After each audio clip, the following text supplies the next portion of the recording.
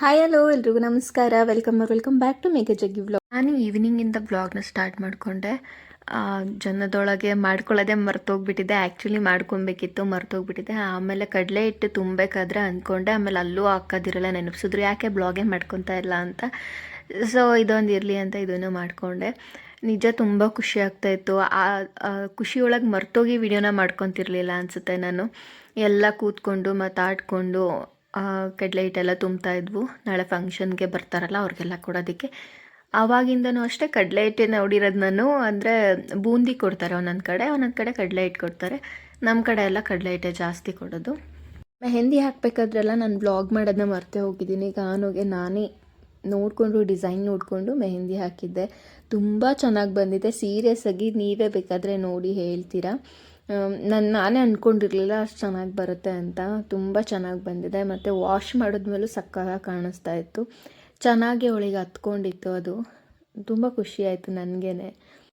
ತುಂಬ ವೀಡಿಯೋಸ್ಗಳನ್ನ ಮಾಡ್ಕೊಳಕ್ಕಾಗಿಲ್ಲ. ಎಷ್ಟಾಯಿತು ಅಷ್ಟು ಮಾಡಿಕೊಂಡೆ. ಅದಾದಮೇಲೆ ಎಲ್ಲ ಊಟ ಮಾಡಿ ಪಾತ್ರೆ ತೊಳೆಯೋಕ್ಕೆ ಅಂತ ದೊಡ್ಡಮ್ಮ ಆಂಟಿಗೆಲ್ಲ ಆಚೆ ಬಂದ್ರಲ್ವ, ಅವಾಗ ನಾನು ಬಂದೆ. 9:30 ಏನೋ ಆಗಿತ್ತು ಅಷ್ಟೇ. ಅಷ್ಟರೊಳಗೆ ಅಲ್ಲೆಲ್ಲ ಫಾಗ್ ಬಿದ್ದುಬಿಟ್ಟಿತ್ತು. ಸೀರಿಯಸ್ಸಾಗಿ ಅದು ಹೊಗೆ ಅಂದ್ಕೊಂಡ್ಬಿಟ್ಟಿದೆ, ಆದರೆ ಅದು ಫಾಗ್ ಅಂತ ಹೇಳಿದ್ರು. ಆಮೇಲೆ ಮಾರ್ನಿಂಗ್ ಎದ್ದು ಮತ್ತೆ ಬಂದೆ. ಪಾತ್ರೆ ಎಲ್ಲ ಆಚೆ ಇಟ್ಟಿದ್ರು ಅಕ್ಕ ತೊಳ್ಸೋದಕ್ಕೆ. ತಿಂಡಿಯವ್ರು ಬರ್ತಾರೆ ಅಲ್ವಾ, ಸೊ ಅದಕ್ಕೆ ಇಲ್ಲೆಲ್ಲ ನೀರು ತುಂಬಿಸಿ ಖಾಲಿ ಮಾಡಿದರು ಎಲ್ಲ ಜಾಗ ಎಲ್ಲ. ಈ ಕಡೆ ನೀರು, ಬಾಳೆದೆಲೆ, ಕರ್ಬೇ ಸೊಪ್ಪು, ಏನೇನು ಬೇಕೋ ಎಲ್ಲ ಇಟ್ಕೊಂಡಿದ್ರು. ಇಲ್ಲಿ ಬಂದುಬಿಟ್ಟು ಒಲೆ ಹಾಕೋಕ್ಕೆ ಅಂತ ಇಟ್ಕೊಂಡಿದ್ದು ಜಾಗನ. ಸೊ ಅದಕ್ಕೆ ಅಲ್ಲೂ ಕ್ಲೀನ್ ಮಾಡಿದ್ದಾರೆ. ಬನ್ನಿ ಒಳಗೆ ಏನೇನು ಮಾಡ್ತಿದ್ದಾರೆ ಎಲ್ಲ ಅಂತ ತೋರಿಸ್ತೀನಿ ನಾನು. ನಮ್ಮ ಅಕ್ಕ ಅಂತೂ ಫುಲ್ ಬ್ಯುಸಿ ಆಗಿದ್ಲು. ಒಂದು ಫಂಕ್ಷನ್ ಅಂದರೆ ಎಷ್ಟು ರೆಸ್ಪಾನ್ಸಿಬಿಲಿಟಿ ಇರುತ್ತೆ ಅಲ್ವಾ, ಜನಗಳು ಬರ್ತಾರೆ ಅಂತ. ಸೊ ಬನ್ನಿ ಏನು ಮಾಡ್ತಿದ್ದಾಳೆ ತೋರಿಸ್ತೀನಿ ಅವಳು.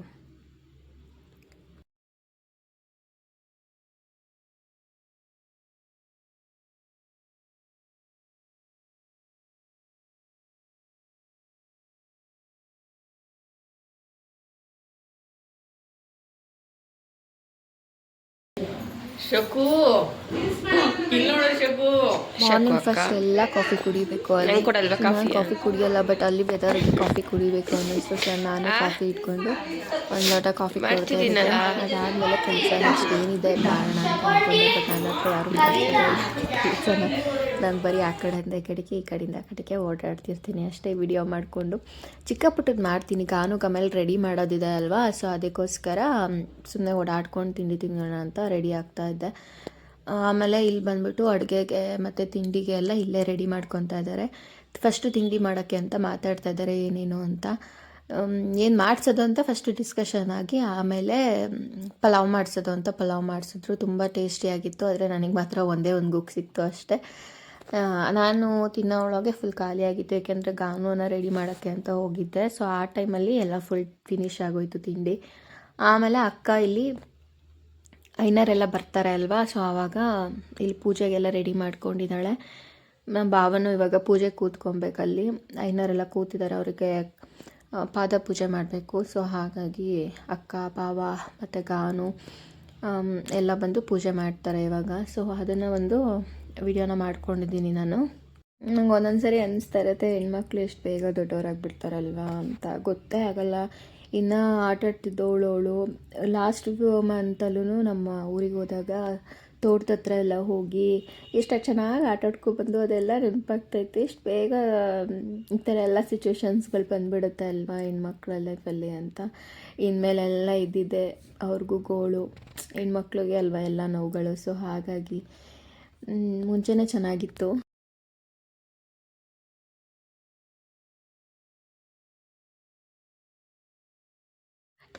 ಭಾವ ಇಲ್ಲಿ ಕಾಲು ತೊಳೆದಿದ್ದು, ಐನರದು ಕಾಲು ತೊಳೆದಿರ್ತಾರಲ್ವ, ಅದನ್ನು ನೀರನ್ನ ಹಾಕೊಂಬರ್ತಾಯಿದ್ರು ಮನೆಗೆ. ಸೊ ಆವಾಗ ಒಂದು ಕಾಮಿಡಿ ಆಗ್ತಾಯಿತ್ತು.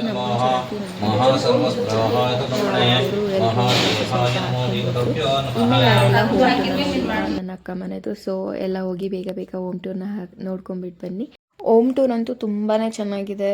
ಯಾರಿಗಾರು ಇಂಟೀರಿಯರ್ ಡಿಸೈನ್ಸ್, ಯಾರಿಗಾರು ಐಡಿಯಾಸ್ ಬೇಕಂದರೆ ನೀವು ಅದನ್ನು ನೋಡಿ ಮಾಡಿಸ್ಕೋಬೋದು. ಸಿಂಪಲ್ ಡಿಸೈನ್ ಇದೆ, ತುಂಬ ಹೆವಿ ಇಲ್ಲ. ಇವಾಗೆಲ್ಲ ಇನ್ನು ಇಂಟೀರಿಯರ್ಸ್ ಡಿಸೈನ್ಸ್ ಎಲ್ಲ ಲೈಟಿಂಗ್ಸ್ದೆಲ್ಲ ಬಂದಿದೆ, ಬಟ್ ಅವಾಗ ಅಷ್ಟೊಂದೇನು ಇರಲಿಲ್ಲ. ಸೊ ಅದರಲ್ಲೂ ಚೆನ್ನಾಗಿ ಮಾಡಿದ್ದಾರೆ. ಸೊ ಹೋಗಿ ಬೇಗ ಬೇಗ ವಿಡಿಯೋಸ್ನ ನೋಡಿ, ಅದನ್ನ ತುಂಬ ಚೆನ್ನಾಗಿದೆ. ಆಮೇಲೆ ಗಾನುಗೆ ಆ್ಯಕ್ಚುಲಿ ರೆಡಿ ಮಾಡಬೇಕಿತ್ತಲ್ವ, ಸೊ ಹಾಗಾಗಿ ಬೇಗ ಪೂಜೆ ಮುಗಿಸ್ಕೊಂಡ್ಬಂದರೆ ರೆಡಿ ಮಾಡ್ಬೋದು ಅಂತ ಮಾನು ಮತ್ತು ಅಂಕಿತಾ ಅಂತ ಇನ್ನೊಬ್ಬರಿದ್ದರು, ಅವರು ನಾನು ಸೇರಿಕೊಂಡು ರೆಡಿ ಮಾಡಿದ್ದು. ನಿಜ ಹೇಳ್ಬೇಕಂದ್ರೆ ಗಾನು ತುಂಬಾ ಮುದ್ದಾಗಿ ಕಾಣಿಸ್ತಾ ಇದ್ಲು. ವಿಡಿಯೋ ಮತ್ತು ಫೋಟೋಸು ಎಲ್ಲ ತೊಗೊಂಡಿದ್ದೀವಿ. ಅದನ್ನೊಂದು ಅಕ್ಕಗೆ ಒಂದು ಫೋಟೋ ಮಾಡಿಸ್ಬೇಕು ಅಂತ ಅಂದ್ಕೊಂಡಿದ್ದೀನಿ. ಯಾವತ್ತೂ ಅದು ಋಣ ಕೊಡುತ್ತೋ ಗೊತ್ತಿಲ್ಲ. ಇದಾದಮೇಲೆ ನಾನು ಊರಿಗೂ ಹೋಗೋದಿತ್ತು, ಅಂದರೆ ಬ್ಯಾಂಗ್ಳೂರಿಗೂ ರಿಟರ್ನ್ ಆಗಬೇಕಿತ್ತು. ಸ್ಕೂಲ್ ಇತ್ತು ಪಾಪುಗೆ ಮಂಡೇ. ಸೊ ಅದಕ್ಕೆ ಸಂಡೇನೇ ಈವ್ನಿಂಗ್ ಹೊರಡಬೇಕು ಅಂತ ಆವತ್ತಿಂದ ಹೇಳ್ತಾನೆ ಇದ್ದೆ ಎಲ್ರಿಗೂ. ಆದ್ರೂ ನಮ್ಮಮ್ಮ ಎಲ್ಲ ಉಳ್ಕೊ ಅಂತ ಹೇಳ್ತಾನೆ ಇದ್ದರು. ನಾನು ಉಳ್ಕೊಳಕ್ಕೆ ಚಾನ್ಸೇ ಇಲ್ಲ, ಯಾಕೆಂದರೆ ಸ್ಕೂಲಲ್ಲಿ ತುಂಬಾ ಲೀವ್ ಆಯಿತು ಅವನಿಗೆ ಈ ಸರಿ. ಸೊ ಅದಕ್ಕೆ ಅವತ್ತು ಈವ್ನಿಂಗೇ ಹೊರಟೆ. ಅದು ಯಾಕಾದರೂ ಹೊರಟೆ ಅಂತ ಒಂದು ಫೀಲ್ ಬಂದುಬಿಡ್ತು. ತೋರಿಸ್ತೀನಿ ಇರಿ ಯಾಕೆ ಅಂತ. ಆಮೇಲೆ ಸ್ವಲ್ಪ ಆರತಿ ಎಲ್ಲ ಮಾಡೋದಿತ್ತಲ್ವ, ಸೊ ಅದನ್ನು ಸ್ವಲ್ಪ ರೆಡಿ ಮಾಡ್ತಾಯಿದ್ದೆ. ದೀಪ ಎಲ್ಲ ಸ್ವಲ್ಪ ಕೆಳಗೆ ಹೋಗಿತ್ತು, ಬತ್ತಿ ಎಲ್ಲ, ಸೊ ಅದನ್ನು ಎತ್ತಿ ರೆಡಿ ಮಾಡಿಸ್ದೆ. ನೋಡಿ ಇಲ್ಲಿ ಕಾಣಿಸ್ತಿದೆ ನನ್ನ ಮೆಹಂದಿ. ಎಷ್ಟು ಚೆನ್ನಾಗಿ ಕಾಣಿಸ್ತಿದೆ ಅಂದರೆ ಸೀರಿಯಸ್ಸಾಗಿ ನಾನೇ ಹಾಕಿದ್ದೆ ಅಂತ ನನಗೆ ಒಂದು ಟೈಮ್ ಶಾಕ್ ಆಯಿತು. ಆಮೇಲೆ ನಮ್ಮ ಅಕ್ಕ ಮನೇಲಿ ಇಷ್ಟೇ ಸಿಂಪಲಾಗಿ ಪೂಜೆ ಮಾಡೋದಕ್ಕೆ ದೇವ್ರನ್ನ ಇಟ್ಟಿರೋದು. ಅವಳು ತುಂಬ ಯಾವುದೂ ಇಟ್ಕೊಂಡಿಲ್ಲ.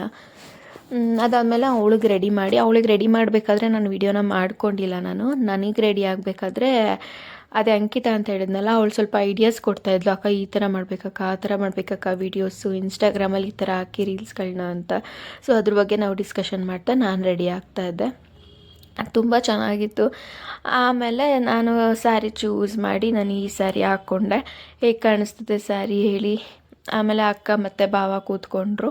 ನಾನು ಫುಲ್ ರೆಡಿ ಆಗೋಕ್ಕಾಗಿಲ್ಲ, ಸ್ವಲ್ಪ ರೆಡಿ ಆಗಿಬಿಟ್ಟು ಮೇಲೆ ಬಂದುಬಿಟ್ಟೆ. ಅಕ್ಕ ಮತ್ತು ಭಾವ ಪೂಜೆ ಮಾಡ್ಕೊತಾ ಇದ್ರಲ್ಲ, ಅದೊಂದು ವಿಡಿಯೋ ಮಾಡ್ಕೊಳ್ಳೋಣ ಅಂತ. ಅವರು ಲಿಂಗುನೆಲ್ಲ ತೆಗೆದು ಪೂಜೆ ಮಾಡಿಸ್ತಾರೆ ಕೈಯಲ್ಲಿ ಇಡಿಸ್ಬಿಟ್ಟು. ಸೊ ನಮ್ಮ ಕಡೆ ಇದೇ ಥರನೇ. ಗಾನುಗೂ ಅಷ್ಟೇ ಲಿಂಗು ಹಾಕೋದಿದೆ. ಫಸ್ಟ್ ಟೈಮಲ್ಲಿ ಅವಳಿಗೆ ಲಿಂಗು ಹಾಕ್ತಾರೆ. ಹಾಕ್ಕೊಂಡಿರೋರು ಹಾಕ್ಕೊಂಡೇ ಇರ್ತಾರೆ, ಕೆಲವೊಬ್ರು ತೆಗೆದ್ಬಿಡ್ತಾರೆ. ನೋಡಿ ಹೆಂಗೆ ಕಾಣಿಸ್ತಿದ್ದಾಳೆ, ಎಷ್ಟು ಚೆನ್ನಾಗಿ ಕಾಣಿಸ್ತಿದ್ದಾಳೆ ಅಲ್ವಾ. ತುಂಬ ಚೆನ್ನಾಗಿ ಕಾಣಿಸ್ತಿದ್ಲು. ಅದಾದಮೇಲೆ ಗಂಗೆ ತರೋದಕ್ಕೆ ಅಂತ ಎಲ್ಲ ಆಚೆ ಬಂದು ಈ ಥರ ಗಂಗೆ ತರೋದಕ್ಕೆ ಅಂತ ಇಲ್ಲೇ ಮನೆ ಮುಂದೆನೇ ಇದೆ ನಲ್ಲಿ. ಸೊ ಆವಾಗ ಅಲ್ಲೇ ತೊಗೊಂಬಂದು, ಇಲ್ಲ ಅಂದಿದ್ದರೆ ಬೇರೆ ಕಡೆ ಹೋಗ್ತಾಯಿದ್ರು, ನಲ್ಲಿ ಎಲ್ಲಿರುತ್ತೆ ಅಲ್ಲಿ. ನಾವೆಲ್ಲ ನಲ್ಲಿ ಎಲ್ಲಿರುತ್ತೆ ಅಲ್ಲಿ ಹೋಗಿದ್ವು. ಇಲ್ಲೇ ಗಾನುಗೆ ಮನೆ ಹತ್ರನೇ ಇರೋದಕ್ಕೆ, ಇದೆಲ್ಲೂ ದೂರನೂ ಹೋಗೋಕ್ಕಾಗಲ್ಲ ಅಲ್ವಾ. ಸೊ ಅಕ್ಕಪಕ್ಕ ಮನೆಗಳಿಲ್ಲ, ಏನಿಲ್ಲ, ಒಂದೇ ಒಂದು ಮನೆ ಇರೋದು. ಸೊ ಅಲ್ಲೇ ಒಂದು ನಲ್ಲಿದೆ, ಅಲ್ಲೇ ತೊಗೊಂಬಂದ್ವು. ಆಮೇಲೆ ಜನ ಬರೋದಕ್ಕೆ ಸ್ಟಾರ್ಟ್ ಆದರು. ಅವಳನ್ನ ಕೂರಿಸಿದ್ವು. ಹಿಂಗೆ ಒಂದು ಸಿಂಪಲ್ಲಾಗಿ ಮಾಡಿ, ಡೆಕೋರೇಷನ್ ಏನೂ ಮಾಡಿಲ್ಲ. ಹಿಂದೆ ಬ್ಯಾಕ್ಗ್ರೌಂಡಲ್ಲಿ ಡೆಕೋರೇಷನ್ ಮಾಡೋಕ್ಕೂ ಆಗ್ತಾ ಇರಲಿಲ್ಲ. ಕರೆಸ್ಬೇಕಿತ್ತು, ಅಷ್ಟೊಂದೆಲ್ಲ ಕರೆಸ್ಲಿಲ್ಲ ಅಕ್ಕ, ಯಾಕೆಂದರೆ ತುಂಬ ಗ್ರ್ಯಾಂಡಾಗಿ ಏನು ಮಾಡಲಿಲ್ಲ. ಅಕ್ಕನೂ ಸಿಂಪಲಾಗಿ ಮಾಡೋಣ ಅಂತ ಅಂದ್ಕೊಂಡು ತುಂಬ ಹತ್ರದವ್ರಿಗೆ ಮತ್ತು ಬೇಕಿರೋರಿಗೆ ಹೇಳ್ಕೊಂಡು ಅಷ್ಟೇ. ಹಾಗಂತ ಯಾರೂ ಬೇಡ ಅಂತ ಅಲ್ಲ, ಅಲ್ಲೇ ಹತ್ರದಲ್ಲಿ ಸಾಕು ಅಂತ ಹೇಳ್ಕೊಂಡು ಮಾಡಿಸ್ಲಿಲ್ಲ. ಸೊ ಇಷ್ಟೇ ಸಿಂಪಲ್ಲಾಗಿ ಚೆನ್ನಾಗಿ ಬಂತು. ತುಂಬ ಜನ ಬಂದಿದ್ದರು. ಅಂದ್ಕೊಂಡು ಇರಲಿಲ್ಲ ನಾನು ಇಷ್ಟೊಂದು ಜನ ಬರ್ತಾರೆ ಅಂತ.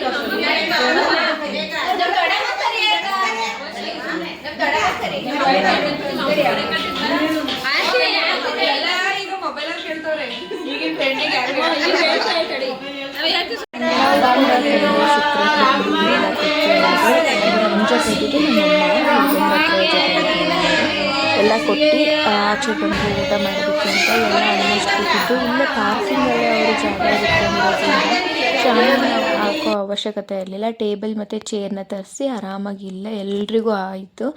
ಮತ್ತು ನಮ್ಮ ದೊಡ್ಡಪ್ಪ ಎಲ್ಲ ನೀಟಾಗಿ ಎಲ್ರಿಗೂ ಹಾಕ್ಕೊಡ್ತಾಯಿದ್ರು. ಅಲ್ಲಿರೋ ಅಣ್ಣದಿರು, ಊರವರು ಮತ್ತು ಫ್ರೆಂಡ್ಸು ಮತ್ತು ಫ್ಯಾಮಿಲಿಯವರು ಎಲ್ಲ ಊಟ ಬಡಿಸೋದಕ್ಕೆ ಹೆಲ್ಪ್ ಮಾಡಿದ್ರು. ಇಲ್ಲಿ ಗಾನು ಮತ್ತು ಗಾನು ಫ್ರೆಂಡ್ಸು ಫೋಟೋ ತಗೊತಾ ಇದ್ರು. ಆಮೇಲೆ ಎಬ್ರಿಸೋಕ್ಕಿಂತ ಮುಂಚೆ ಆರತಿ ಮಾಡಬೇಕು 3 ಜನ ಅಂತ ಹೇಳಿದ್ರು. ಆವಾಗ ನಾವು ಆರತಿ ಮಾಡಿ ಅವಳನ್ನ ಎಬ್ರಿಸಿದ್ವು. ಊಟಕ್ಕೆ ಹೋಗೋಕ್ಕಿಂತ ಮುಂಚೆ ನಾನು ಫುಲ್ಲೆಲ್ಲ ಪ್ಯಾಕ್ ಮಾಡಿ ಊಟಕ್ಕೆ ಹೋಗೋಣ ಅಂತ ಅಂದ್ಕೊಂಡೆ. ಆಲ್ರೆಡಿ 3 ಗಂಟೆನೇನೋ ಆಗಿತ್ತು. ಟ್ರೈನ್ಗೆ ಹೋಗೋಣ ಅಂದ್ಕೊಂಡೆ, ಆಮೇಲೆ ಬಸ್ಗೆ ಹೊರಟೆ. ಜಗ್ಗಿ ಬಂದು ಪಿಕ್ ಮಾಡ್ತೀನಿ, ಬಸ್ಗೆ ಬಾ ಅಂತ ಹೇಳಿದ್ರು. ಸೊ ಹಾಗಾಗಿ ಟ್ರೈನ್ ಅಂದರೆ ಬ್ಯಾಗ್ ಎತ್ಕೊಂಡು ಒಂದು ಕಡೆಯಿಂದ ಇನ್ನೊಂದು ಕಡೆಗೆ ಹೋಗಬೇಕು, ಅದು ಕಷ್ಟ ಆಗುತ್ತೆ. ಆಮೇಲೆ ನಾನು ಬಂದು ಊಟ ಮಾಡಿದೆ, ಬ್ಯಾಗೆಲ್ಲ ಪ್ಯಾಕ್ ಮಾಡಿ ಅಪ್ಪ ಜೊತೆ. ಸೊ ಆ ಊಟ ಮಾಡಬೇಕಾದ್ರೇ ಬೇಜಾರಾಗ್ತಾಯಿತ್ತು, ಇನ್ನೇನು ಹೊರಡ್ತೀನ ಅಂತ. ಆದರೂ ಹೋಗಲೇಬೇಕಲ್ವ, ಪಾಪುಗೆ ಸ್ಕೂಲ್ ಬೇರೆ ಇತ್ತು. ತುಂಬ ದಿನದಿಂದ ಮದುವೆಗೆ ಬಂದವಳು ಆಲ್ಮೋಸ್ಟ್ ಅಲ್ಲೇ ಇದ್ದೆ. ಹೊರಟಿದ್ದ ದಿನ ನಾನು 14ನೇ ದಿನ ಅನಿಸುತ್ತೆ ನಾನು ಹೊರಟಿದ್ದು. ಸೊ ನೀಟಾಗಿ ಊಟ ಮಾಡಿಕೊಂಡು, ಊಟ ಎಲ್ಲ ತುಂಬ ಚೆನ್ನಾಗಿತ್ತು.